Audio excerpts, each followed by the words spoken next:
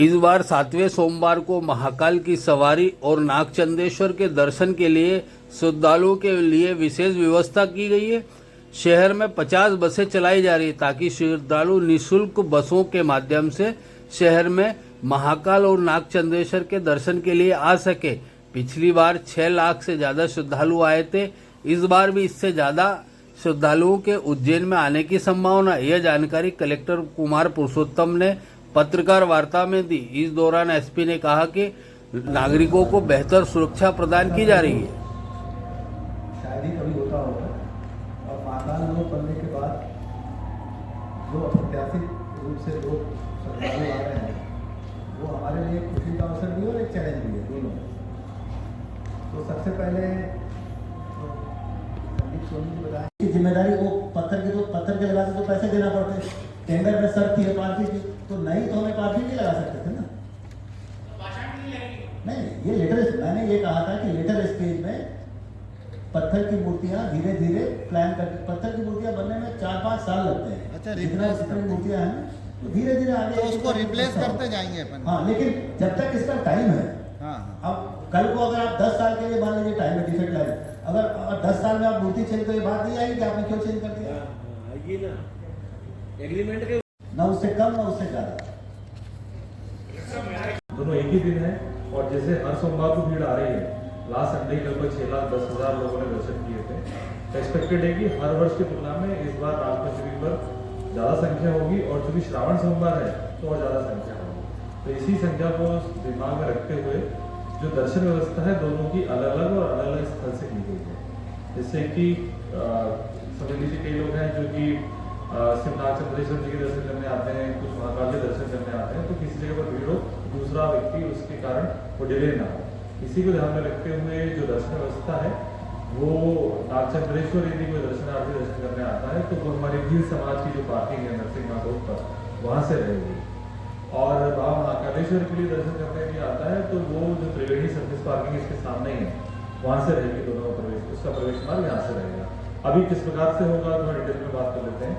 यदि नागचंद्रेश्वर की बात करें तो नागचंद्रेश्वर जी के दर्शन करने के लिए भील समाज पर आएगा वो। यदि किसी भी डायरेक्शन से आता है उसके आने के लिए एक जगह है कि वो आपका लालपुर होते हुआ सकता है दौर और देवास मार्ग से। दूसरा है वो हरसिद्धिपाल से पूरे शहर में से हरसिद्धिपाल से फिर झलारिया मठ और झलारिया मठ से फिर सीधे आते हुए गर्भराज से सामने हमारी जो भील समाज है वहाँ से आ सकता है। या तीसरा बड़नगर तरफ से कोई आ रहा है तो आपका कार्तिक मेला ग्राउंड में अपनी गाड़ियाँ खड़ी करके फिर झलारिया मठ से इस तरफ आ सकता है।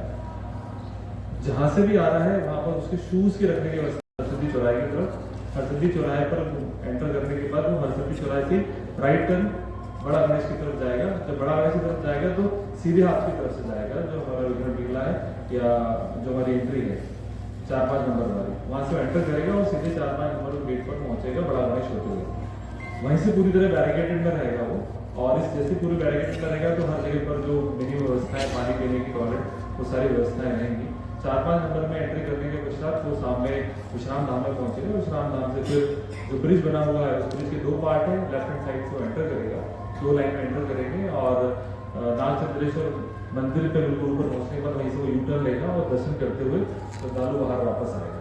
वापस जब जाएगा तो विश्राम धाम में दोबारा आएगा। विश्राम धाम से जो हमारा रैंप है सौमंडल को कनेक्ट करता है वहाँ पे नीचे उतरेगा और जो हमारा 100-150 मीटर में रहेगी जिससे के लिए लाइनें को चल रहा है तो पानी की आवश्यकता है तो आसानी से जल व्यवस्था का उपयोग कर पाएगा। दोनों लाइनों में टॉयलेट्स की व्यवस्था चूँकि महाकाल मार्गों में ऑलरेडी है। यदि हम इसकी बात करें तो नागचंद्रेश्वर की तो एक हरसिद्धि पार्किंग पे ही अपना चारधाम पार्किंग पे टॉयलेट है। साथ में बीच में हम और जो टॉयलेट बॉक्स है वो लगा रहे हैं कि यदि आवश्यकता पड़ती है सफिशिएंट मात्रा में जिससे कि उनका उपयोग कर पाए।